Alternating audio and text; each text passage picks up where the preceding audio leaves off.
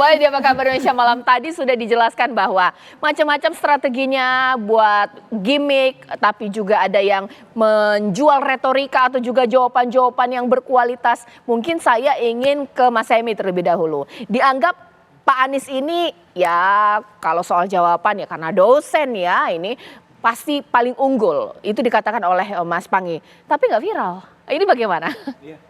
Jadi memang kami Pak Anies ini fokus untuk menjadi calon presiden, bukan pildacil ya, yang memang harus butuh banyak gimmick dan hal-hal lainnya.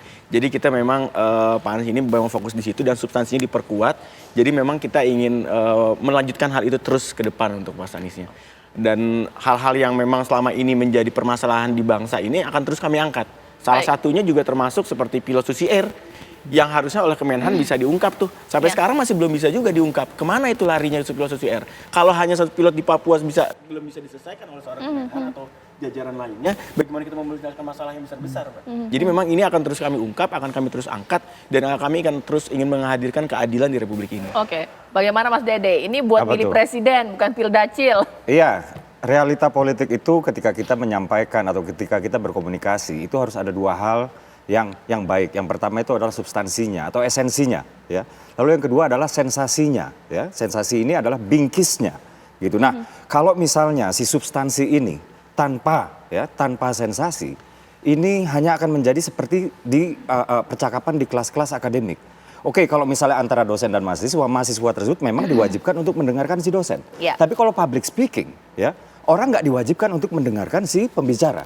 Maka dibutuhkan sesuatu yang bersifat sensasi tadi. Nah, kalau sensasi tanpa substansi ini juga nggak benar. Gitu ya. Tapi semuanya melakukan itu kok, Mbak. Misalnya Pak Ganjar yang lari-lari kan. Kemudian Pak Anies dan Cak Imin yang suka selepet-selepet sarung ya. Nah, ketika ketika bagaimana kami ya menyampaikan substansinya ini dengan kemasan yang betul-betul menarik dengan bahasa mereka-mereka yang di Gen Z milenial. Ketika kami berhasil ya ini kan bukan salah kami. Oke. Sekarang saya ke Bang Miftah. Baru saja dialog beberapa hari yang lalu, saya membahas fokus ketika head to head lah istilahnya ya, antara Anies dan juga Prabowo. Sempat ada yang mengatakan debat perdana kemarin orang sedikit melupakan dari Pak Ganjar karena head to head dua pihak ini. Ini bagaimana kemudian? Sementara kita tahu nggak viral ini, nggak jadi perbincangan. Seperti apa Bang Mif? Tapi kan kenyataannya pemeringkat yang bisa kita percaya mengatakan bahwa yang paling tinggi sentimen positifnya adalah Mas Ganjar. Itu kita lihat dari drone emprit misalnya. Begini, kalau kami kan cukup pengalaman juga ya, ikut terlibat dalam debat-debat capres dan pilgub DKI dulu gitu. Kita kan melihat data bahwa masyarakat itu melihat debat itu cuma 20% yang pakai rasional. 80% itu pakai rosok. Masyarakat nggak bisa dibohongin. Lihat mimik muka, intonasi. Yang dilihat itu, kalau kita ini kan pada umumnya spokesperson ini ingin nampak pintar ini dengan argumen-argumen. Masyarakat nggak perlu argumen kita. Masyarakat tuh nggak bisa dibohongin. Dia lihat mana yang paling genuine, paling mengerti maunya mereka, bisa mengatasi masalah mereka. Dan kita melihat dari sentimen positif oleh pemeringkat yang independen itu memperlihat bahwa Mas Ganjar paling tinggi. Dan yang kedua, justru bagus. Mas Ganjar jadi tersuai itu. Agak-agak Anthony Giddens dia. Dua orang berantem, dia bisa lewat kalau bahasa kitanya. Jadi yang lain itu sibuk. Dan kita lihat kan, beredar kan itu. Di TikTok itu, Mas Sule itu kan. Jadi dua berantem, dia sibuk. Karena masyarakat tuh nggak suka ngelihat pemimpin yang saling panas-panasan. Jadi saya pikir, masyarakat itu tidak bisa dibohongi. Panggung debat menurut saya adalah seperti akuarium. Itu benar-benar kelihatan. Mana yang ikan piranha, mana yang ikan koi, mana yang ikan mujair. Nah kita lihat, mana yang ikan koi yang indah itu, saya pikir itu ada di Mas Ganjar dan Pak Mahfud.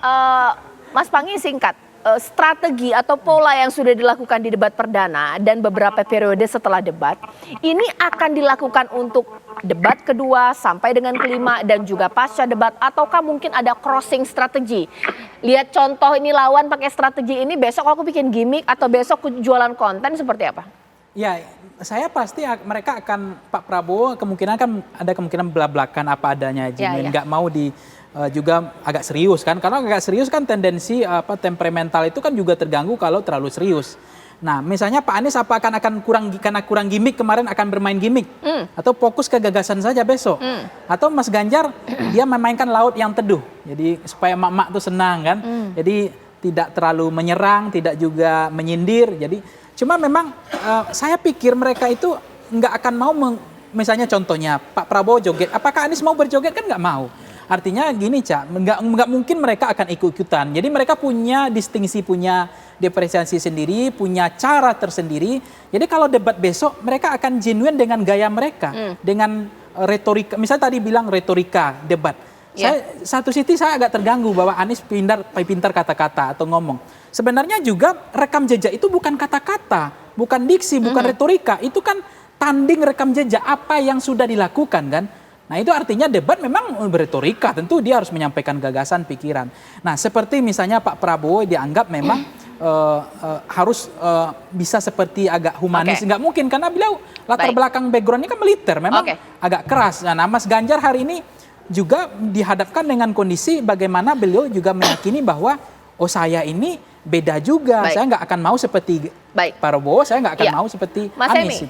Ketika dikatakan, wah kita akan sama memberikan dialog yang berkualitas. Kalau nanti debat periode berikutnya main gimmick, itu bagaimana? Karena mungkin kayaknya boleh juga ya contoh strategi lawan. We'll see, tapi kita akan tetap kuatkan tentang substansi kita. Oke, kalau dari Mas Dede gimana? Besok-besok jangan tiba-tiba serius lagi nih Pak Prabowo. Gimana? Pak Prabowo itu orang yang suka banget bercanda. Mas Miftah kenal dengan Pak Prabowo, saya tahu betul.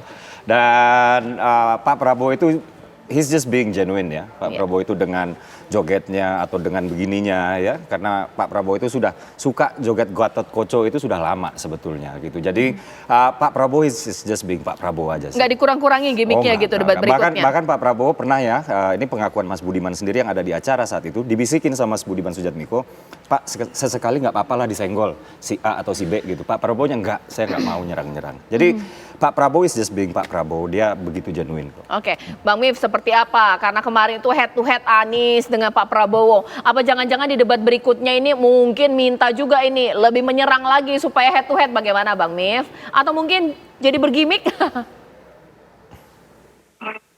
Tapi gini ya, at the end pada akhirnya semua ini tentang karakter.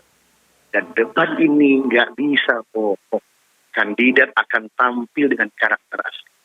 Kalau dia terpojok, bagaimana respon? Kalau dia tersudut, bagaimana? Nah ini akan dilihat oleh masyarakat. Bagi sosok yang seperti apakah mereka yang adem, sejuk. Karena pada akhirnya masyarakat yang menilai. Mana pemimpin yang benar-benar bisa hadir untuk menyelesaikan masalah dia. Jadi menurut saya panggung debat ini harus bisa memperlihatkan mana kandidat yang bisa menyelesaikan masalah masyarakat hari. Masyarakat hari ini apa? Udah puas dengan pemerintah, benar. Tapi ekonomi kesehariannya belum. Maka dari itu, Mas Ganjar dan Pak Mahfud sedikit korupsi, sehingga harga-harga jadi murah, kerja jadi mudah, tidak ada lagi jalur-jalur pintu belakang untuk sogok sana, sogok sini, untuk biar dapat kerja. Hanya itu aja. Kerja yang mudah, harga-harga yang murah, dan Mas Ganjar, Pak Mahfud sudah terbukti. Mas Yugi juga paling kenal Mas Ganjar. Sat-sat. Tahu maunya rakyat, turun ke bawah, sikat pungli. Untuk apa? Supaya masyarakat dapat harga-harga yang murah, pekerjaan yang mudah. Kira-kira begitu, Mbak. Bang Mif terima kasih, Mas Dede terima kasih, Siap, Mas Emi terima kasih. Tapi yang kemarin dikeroyok, yang cenderung Pak Prabowo itu dikeroyok oleh Anies dan Ganjar, itu yang saya kesal tapi kita kan nggak tahu nanti debat berikutnya ini bagaimana, saling keroyok atau tidak ada mengeroyok. Karena wapres kan berikutnya kan. Iya. Baik, terima kasih saya ucapkan kepada seluruh narasumber saya. Siap, Kita terima kasih tunggu sama-sama. saja ini periode berikutnya atau debat kedua ini seperti apa performanya, strategi seperti apa pemirsa, bahkan juga masih ada waktu kampanye di beberapa hari sebelum debat kedua.